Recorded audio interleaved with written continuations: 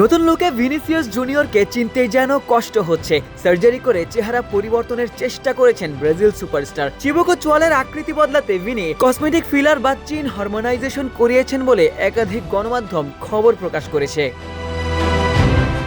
নতুন লুক প্রকাশের পর থেকেই সামাজিক মাধ্যমে শুরু হয়েছে তুমুল আলোচনা। অনেকেই বলছেন আগের সেই স্বাভাবিক চেহারাটাই ছিল ভিনির আসল পরিচয়, এখন নাকি তাকে আগের মতো সহজে চেনাই যায় না।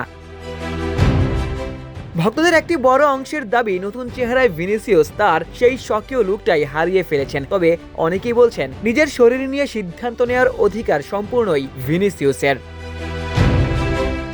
গেল বিশ্বকাপে ব্রাজিল হতাশ করলেও ব্যক্তিগত পারফরম্যান্সে উজ্জ্বল ছিলেন ভিনিসিয়াস। সেলেসাওরা শেষ 16 থেকে বিদায় নিলেও ভিনি দলের হয়ে 4 গোল এবং একটি অ্যাসিস্ট করেছিলেন। ব্রাজিল ফুটবলারদের মধ্যে ভিনি ছিলেন সেরা পারফর্মারদের একজন।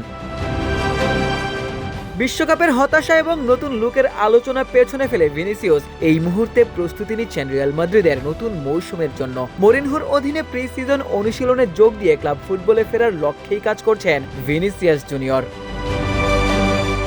আশিক সারোয়ার, নিউজ 24।